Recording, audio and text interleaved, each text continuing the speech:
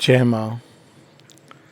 First of all, let me express deeply heartfelt gratitude for everyone involved in creating this wonderful space. And a word that came to me when, looking at the garden, it's been blossoming every year. I don't know this term, whether it exists in the Vedas or not, but the word that comes to me is it is Pushpa Yagya. It's a wonderful space where it seems that something like the very soul of Auroville is offering itself to the Divine Mother. So, if you ask me, this again a personal impression that just as Matri Mandir is the central part of Auroville, this is something like that, an annex to the soul, which where yagya is going on, and while outwardly we may not understand its significance because as human beings we love the loud drama of life, whereas some of the most beautiful things happen in whispers. The soul whispers to us.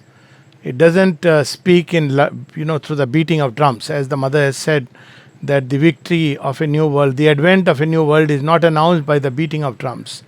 So, my gratitude for all those who are involved, and I wish more and more people from all over the world join in this Pushpa Yagya to make this place come about, because it's a big labor, it needs money, everything else. So, I do hope that, anyways, its destiny is to bloom. But when we join in this effort, it's so much the good for us. So this is a little expression of gratitude, and then we come to the subject. But again, before even touching upon gratitude as a way of life, because we are just on the, what shall I say, post eve of Sri Aurobindo's birthday, and the heart feels always full of gratitude towards Sri Aurobindo and the mother for a number of reasons. I mean, I could go on and on that the fact that we exist, we owe it to them, and I mean it in all earnestness because, of course, we all exist. So one would say, why Sri Aurobindo and the mother? But what is the meaning of existence if it is meaningless? And before Sri Aurobindo gives us a meaning, we have one of the two choices, or rather, humanity had one of the two choices. Either you make pact with an imperfect life, a limited life, and as Omar Khayyam says in one of his poems, make the most of what yet we can until we too into the dust descend. Dust unto dust, under dust to lie. Sans wine, sans song, sans singer, sans end. So that's one kind of, scientific materialism approach where, well, we are waves on time sea, and while we are here, let's make the most of it. And the most of it is a personal most. And we know the limits of that, and those who believe that that's the ultimate of life, obviously this place is too vast for that consciousness. On the other hand, there are those who felt distraught with life as it is, and they were looking for a way, and there is an alternative way offered, a door of escape into the beyond, into nirvana, into the silence ineffable, into moksha, into some heaven beyond.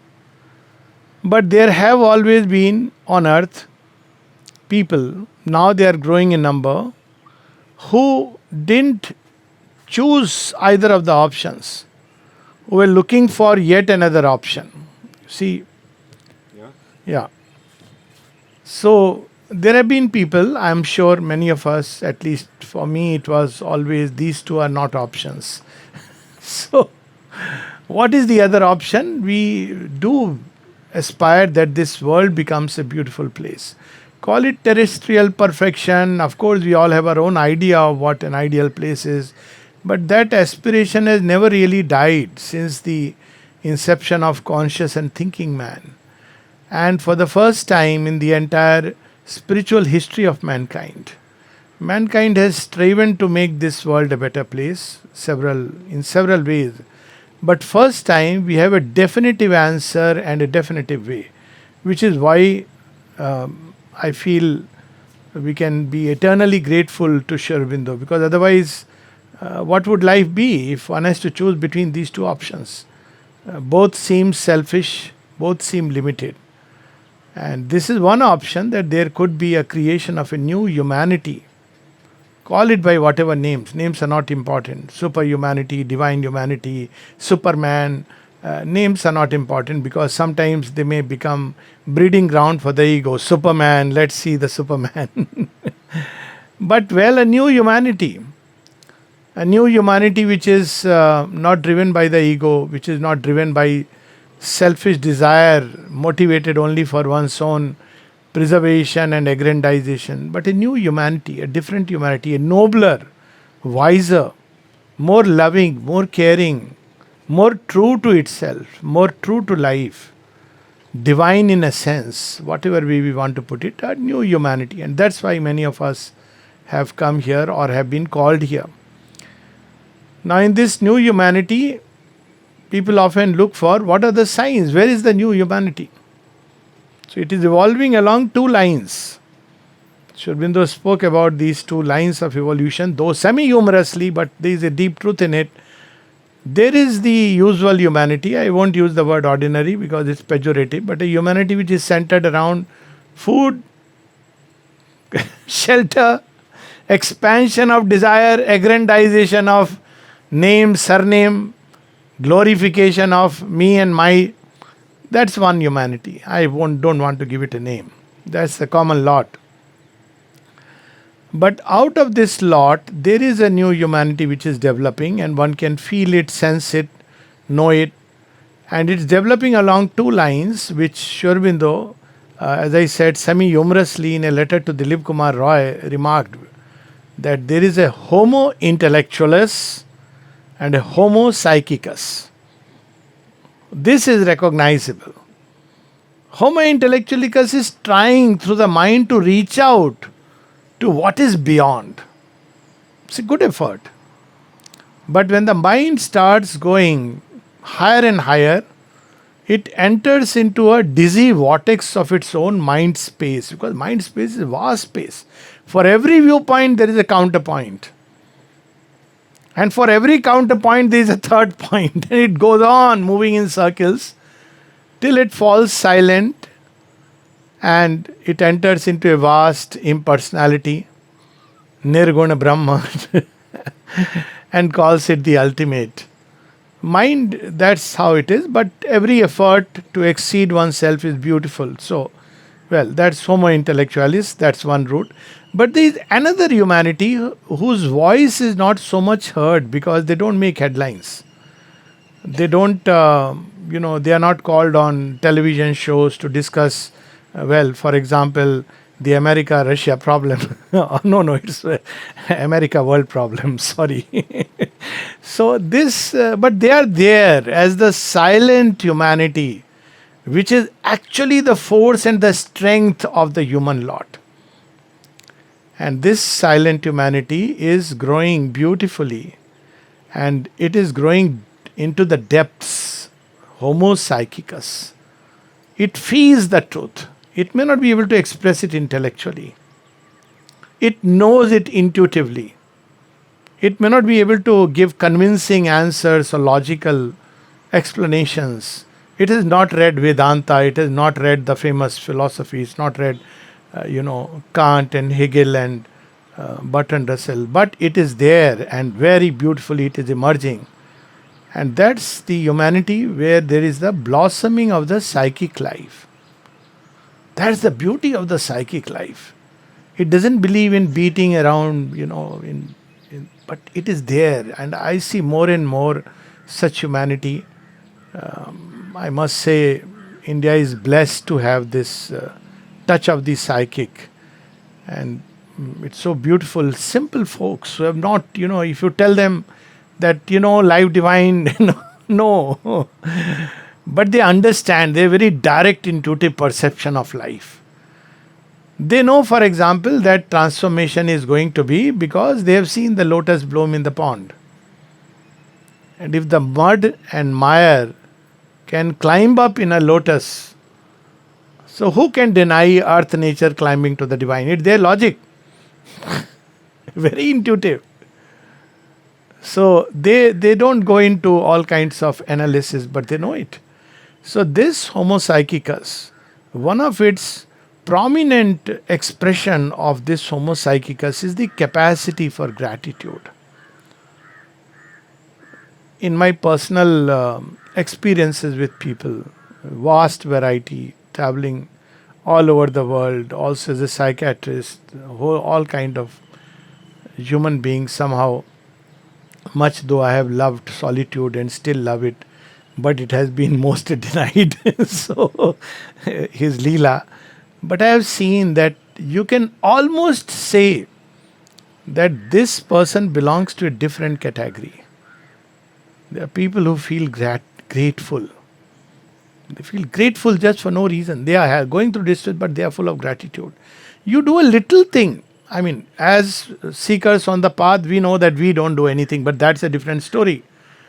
But if something has been done for them, even little, you see how they express the gratitude. And in my own practice, I have seen their recovery from problems is much faster. This is just a observation, since I don't believe in publishing reports, and I know that most of the reports that are published are all skewed reports. So I don't, and there's no time for all that. Then they will say, get a scale to measure gratitude.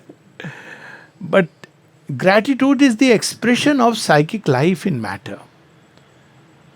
And the mother even goes on to say, she says, the nobility of a person is measured by his capacity for gratitude. You see, there are so many wonderful examples in Indian thought, but I'll give few from Mother and Sri Aurobindo's life.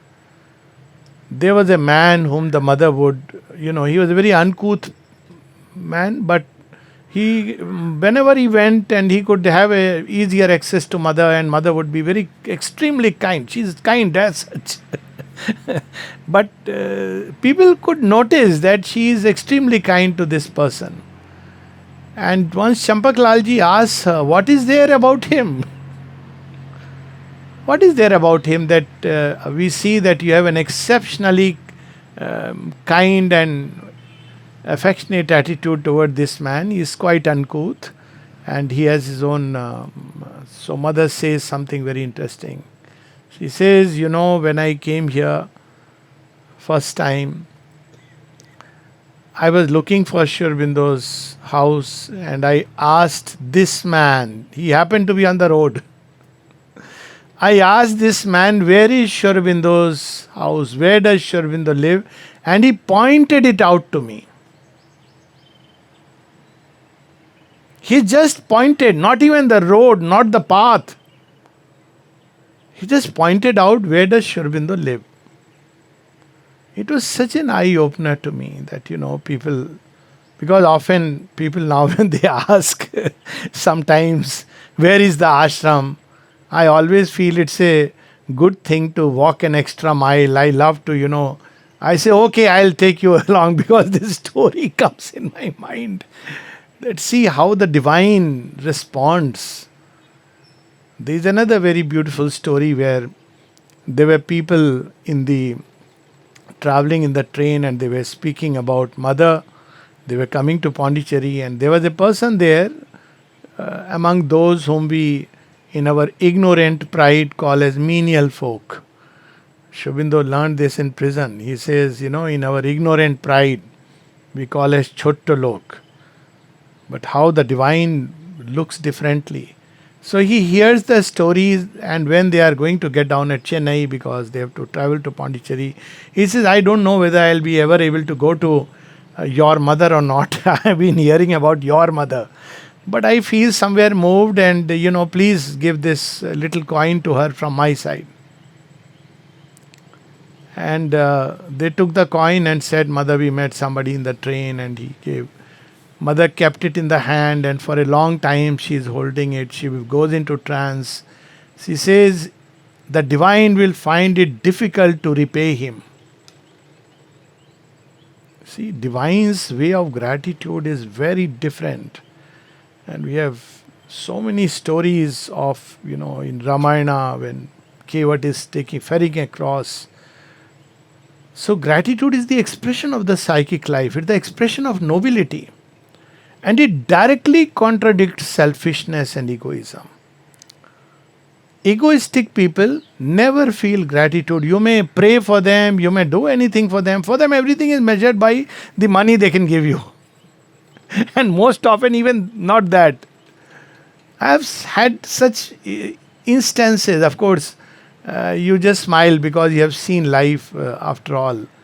That you may do whatever needs to be done for someone, and the person just takes it for granted.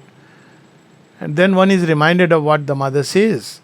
She says an egoistic man cannot feel gratitude. Why? Because if anything good happens in his life, he thinks it's me, my effort, or maybe chance. Throw it on chance. And if something bad happens to him, then you know where the buck stops and where you throw everything. God has done this to me. Why has God done this to me? And the mother says, if you take your ordeals as a grace, in fact, she says, be grateful for all the ordeals because they are the shortest way to take you to the goal. How beautiful it is. And there are so many instances which I know. Be grateful. One of them was Jugalda, who used to teach in late Jugalda, who used to be the registrar in the ashram school knowledge section. So once somebody saw him, almost half limping as if one leg is in pain. And he asked him that, what happened? He said, nothing, it's a corn. Very painful corn. Why don't you go get it operated? Come tomorrow. The person was a doctor. No, don't say this. Why? He says, it reminds me constantly of mother because every time there is a pressure and there is a pain, I say, Ma. You see? So he is happy and grateful that there is a little corn which comes as a reminder to express gratitude. See, this is the measure of a human. It's a very rare quality. Mother speaks of that in her story. Every other, why it is so rare? Because even sometimes divine qualities can make us feel great. It's very strange. But it's so true. I am sincere.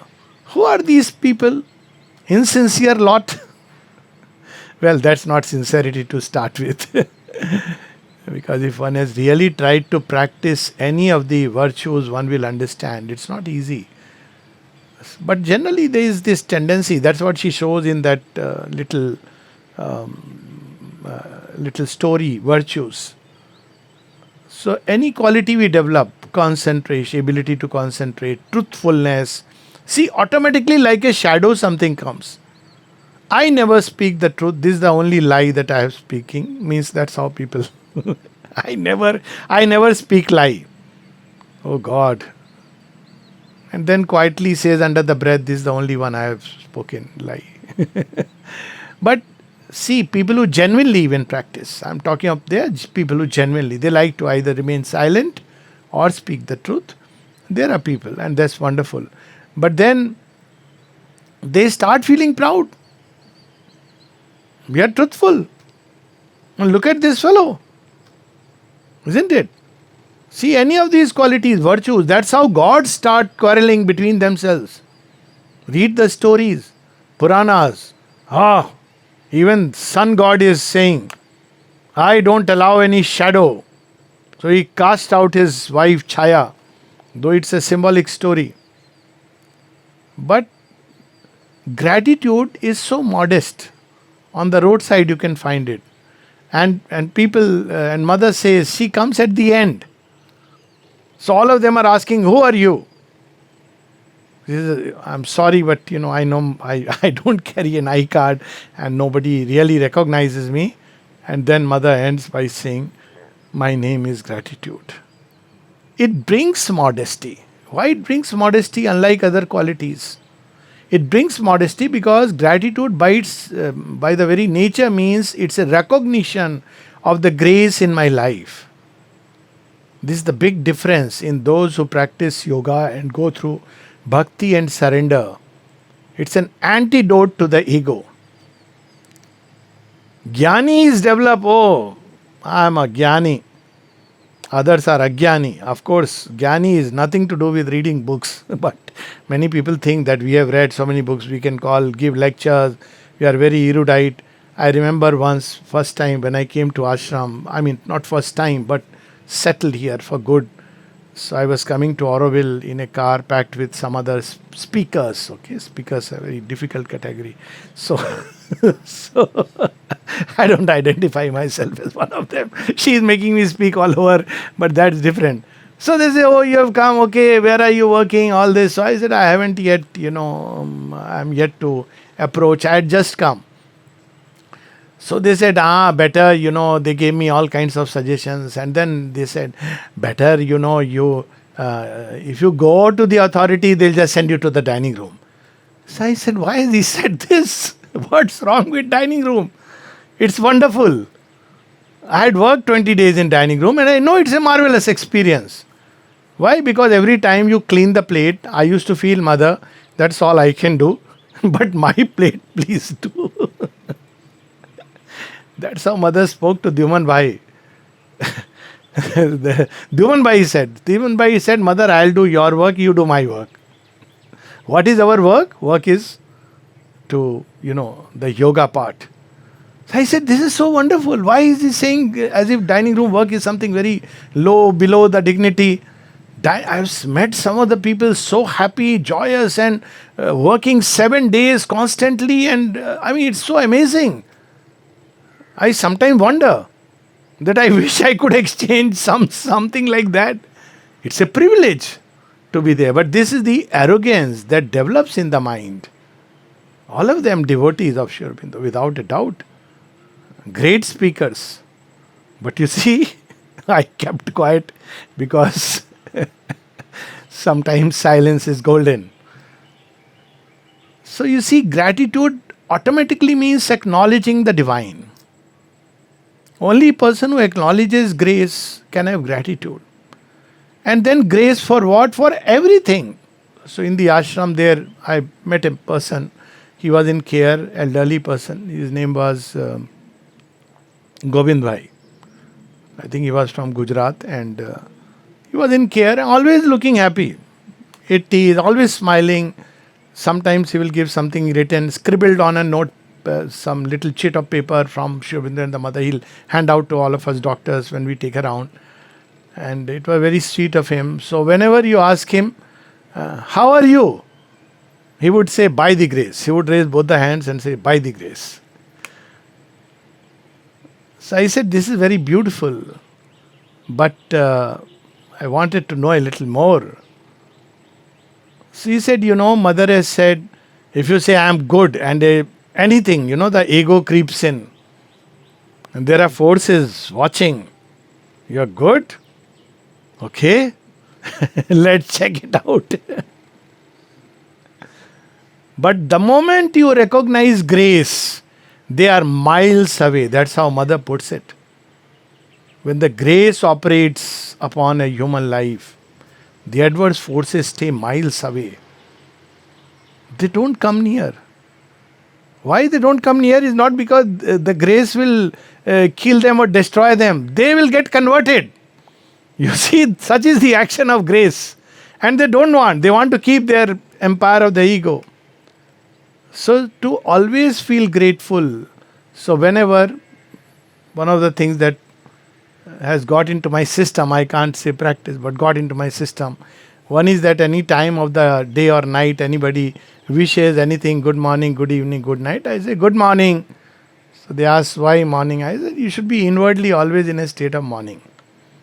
Morning is hope, morning is joy, morning is enthusiasm.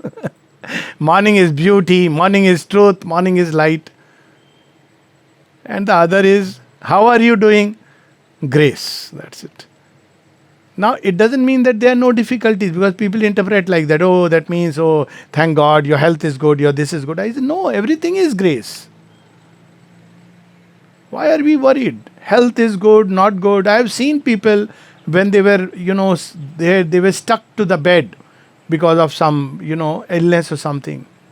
I have seen that they felt that, well, this is so nice. Mother has put me here so that I can now concentrate on her, remember her. I was running around like a monkey. This is the way gratitude automatically opens to grace. It sees grace in everything. Shobinda has used a word, two words he has used in synthesis after all the principles of yoga and the foundations. Wonderful book, of course, one of my first books. Beautiful, everything. But if you see in the end, last chapters in yoga of integral perfection, two things which he says are important: faith and grace. Faith and the divine Shakti. In the synthesis, it is divine Shakti. And in The Mother, what does he write? There are only two things to walk through life armored against all fear, peril, and disaster. Look at what a blanket thing. Often people tell me, because I travel a lot. So every time they hear that I am going to the US, they said, my son would tell me, Dad, be careful. He says, you can go anywhere you like. I said, don't worry. By the grace. So you see, this thing which comes. So she says, armored against all fear, peril, and disaster. And I've actually seen it several times in my own life and so many stories. To walk through life armored against all fear, all peril, and disaster, only two things are needed. Two that go always together. And the first is, of course, the divine grace. And on your side, something we have to do, because people want, what should we do in this yoga? Teach us some techniques, teach us some method. This is a psychological yoga. Sri Aurobindo has said this several places. It's not done by breath control and mind control. It's not Hatha Yoga and Raj Yoga. Hatha Yoga is body control and breath control. Raj Yoga is breath control and mind control. It is Adhyatma Yoga, which comes at the next level. So on your side, an inner state. It's not something to be shown outside. Made up of faith, sincerity, and surrender. And then when she speaks of faith, this is called Kalyan Shraddha. And this Kalyan Shraddha recognizes the divine in everything. And therefore it is full of gratitude.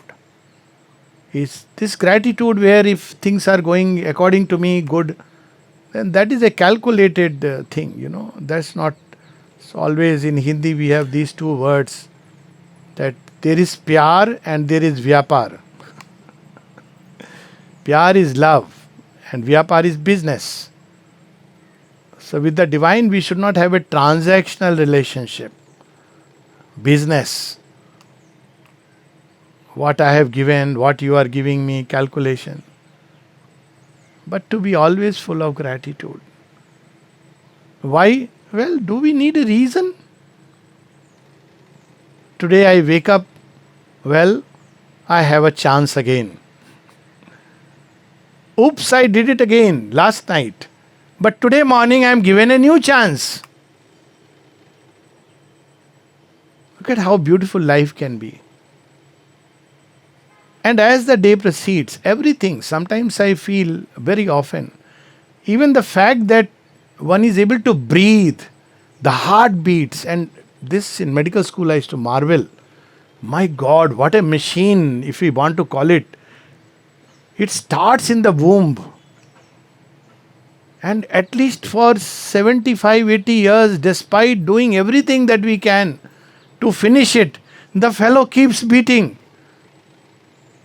Of course, sometimes he beats us also. When we do things, silly things, then it beats very fast and is giving us a beating reminder. But look at it. I mean, just to imagine that such a life has been given to us, which can be wonderful. Just the gift of life, the greatest gift. Some people form a very pessimistic idea about life. Oh, it's a hell, it's a suffering. There are philosophies built upon it that life is full of suffering, and people preach it. So I ask them sometimes, okay, imagine Yamaraj writes to you today, my child, life is full of suffering. Call me, I'll come, relieve you of it. We make a gospel of, yes, suffering is there. What's there? It's part of the process. Very often it's actually grace, because it's a reminder. Pain and suffering are a reminder that, well, what I thought happy about in my comfort zone, it comes to remind me it's imperfect. So when a relationship breaks, it's a reminder. Not that I am bad or the other person is bad. That's the common way. Well, as human beings, we are imperfect. We are limited. It's okay. We need to go beyond it. We need to discover. It's a reminder, that's all. How would we be reminded of these things? So pain and suffering comes to remind us. So gratitude. Thank God I was lost in this haze and maze of seeking comfort and pleasure. Thank you have broken my comfort zones. Often I share this story of this lady working in a empress servant girl who broke a very expensive china glass. So she comes, she is very afraid that now the empress is going to ask for my head. But she has to say this truth. So she bows her head and says, sorry, but the glass, your most precious glass, has been broken. The empress was a mystic. She remains quiet for a while and then she says, good. The mirror that I every day looked into, which would tell me a lie, has gone. Every day I would look and dress and say, I'm looking so beautiful. Thank God it has gone. It's an attitude. Gratitude opens the door. Mother has used the word, it opens all doors to the grace. The moment we take something as a grace, now grace of course is always acting, it doesn't wait for us. But when we grumble and complain, then we bring in all kinds of forces, adverse forces. But when we have gratitude, then automatically we will see that a door opens. It's a recognition, it's an acceptance of the divine in my life. And then the grace acts in a much more concrete and powerful way, because one has taken this as a gratitude. And there are stories of so many mystics, saints, sages. Look at Sri Aurobindo. Sometimes he doesn't know that next meal will be there or not. It's, Mother has said how to express gratitude to Sri Aurobindo. She said the best way is to be a living example of his teachings. And I said, Mother, this is the most difficult thing. But that's true. And what an example he has set. He doesn't know next meal will be provided or not, because there is no money. And he's not alone. There are 3-4 more around. They are happy. Somehow they know something will happen. And Sri Aurobindo writes in one of his letters, he says, I know God will provide, but he has contracted a bad habit of providing at the last moment. Humorously. Never complains. Never says anything. That is our example. And the mother gives her own example. As a child, she would grow up and, the parents couldn't afford a second pair of shoes. So what she would do, she discovered an ingenious idea. She's a good painter. She would keep changing the paint on the shoes. They were lacquered shoes. So she would keep changing the paint, giving the impression it's a new shoe. What a beautiful way. And they have shown us the way. People don't know that, they have lived in what conditions.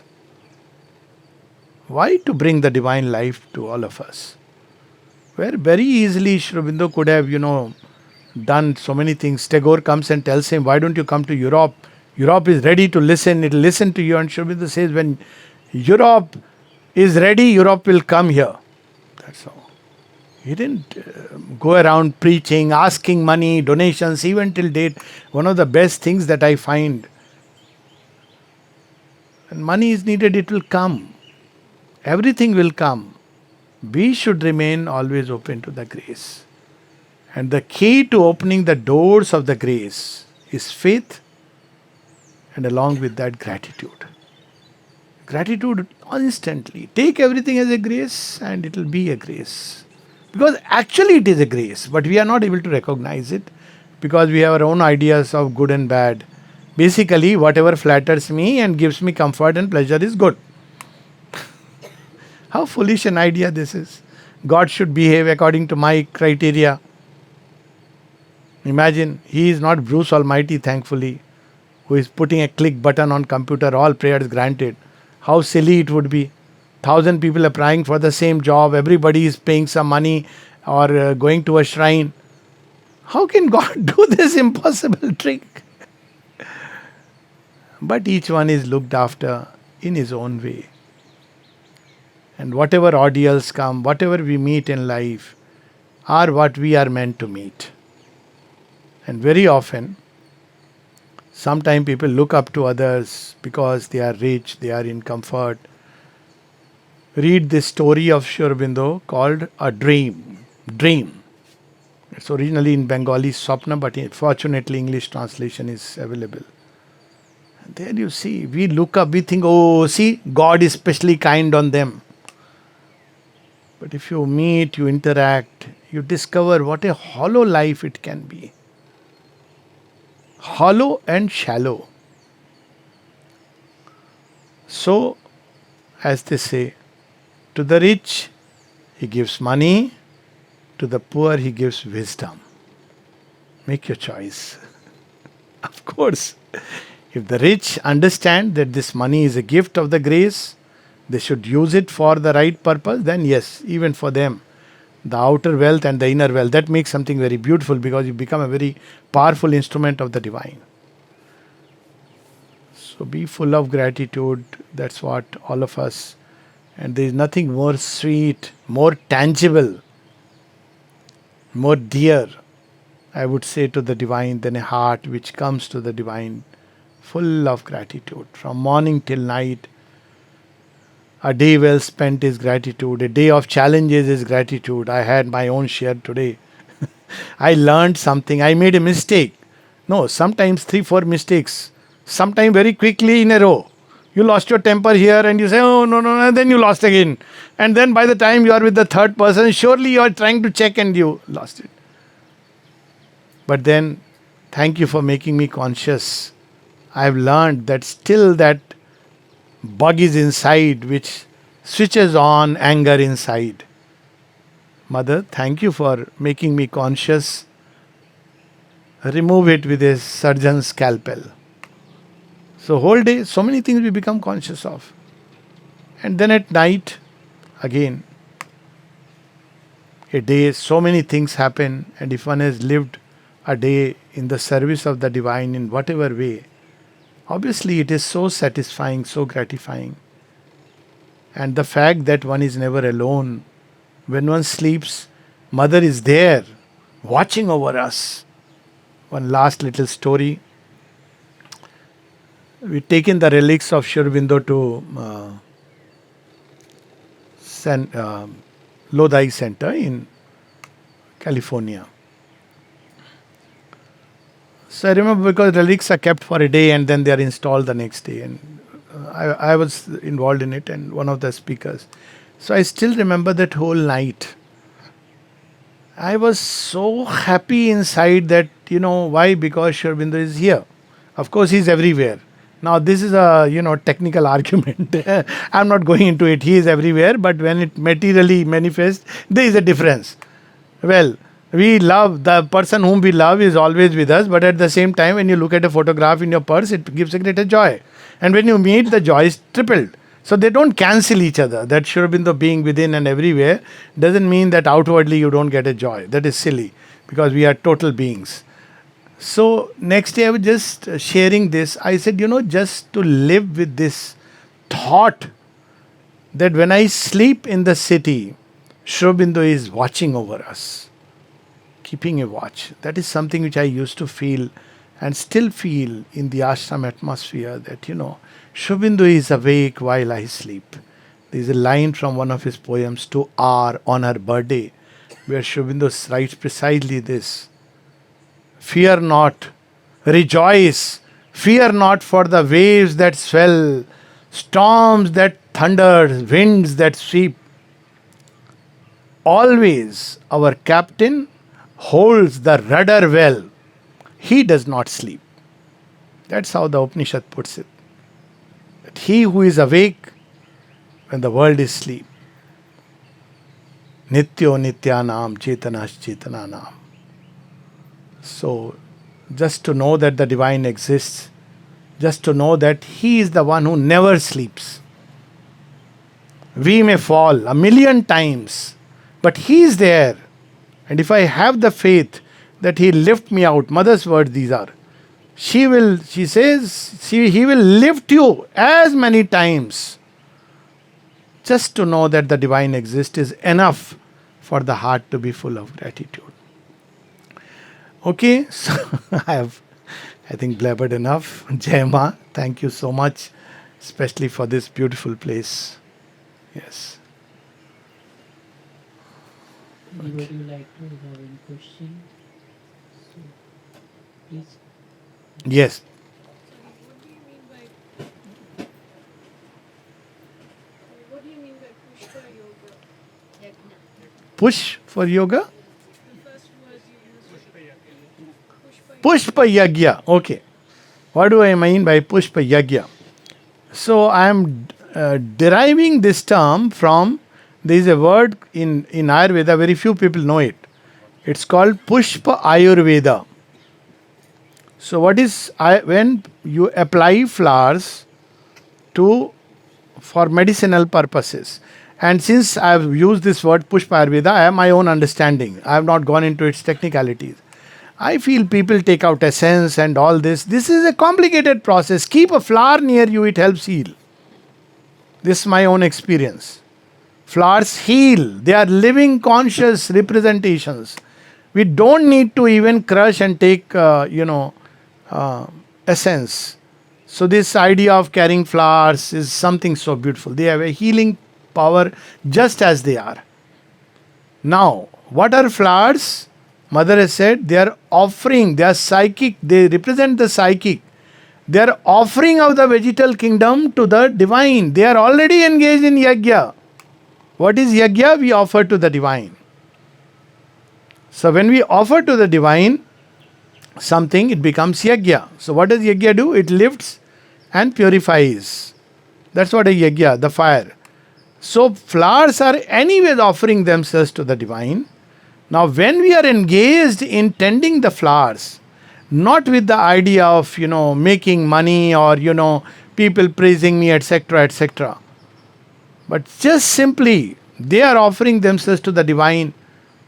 Let me connect with them. Then what happens?